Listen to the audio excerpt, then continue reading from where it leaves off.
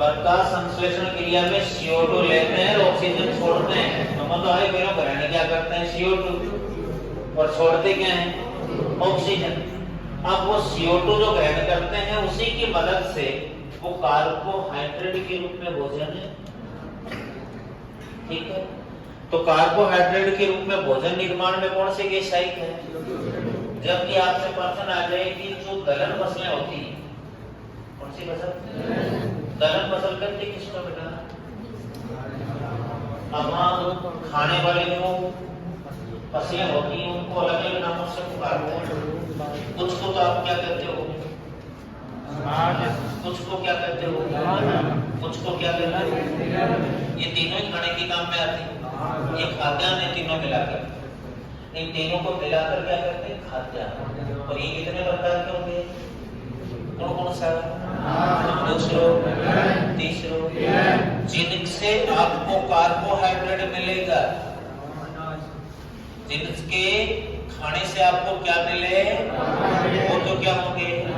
जिनसे आपको प्रोटीन मिले, क्या मिले वो क्या होंगे?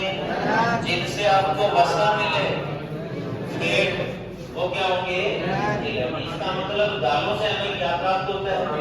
और याद रखिए बेटा उस प्रोटीन संश्लेषण में सहायक गैस कौन सी है? प्रोटीन संश्लेषण में सहायक तो नाइट्रोजन। आप देखना जितनी भी दलहन फसलें हैं उनको उखाड़ कर देखेंगे तो उनकी जड़ों में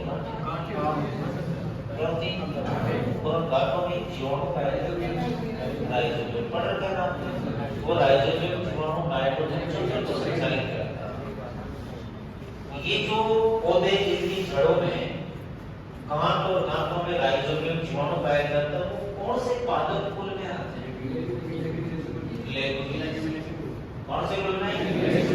तो याद रखना इस प्रकृति में लेगुमिनेसी कुल ही एकमात्र पादप कुल है जो वायुमंडल से सीधे नाइट्रोजन ग्रहण कर सकता है। बाकी पादप है ना वो नाइट्रोजन पोषक तत्वों के रूप में नाइट्रोजन मिट्टी से प्राप्त करता है। लेगुमिनेसी कुल तो सीधा कहां से प्राप्त करेगा? वायुमंडल से।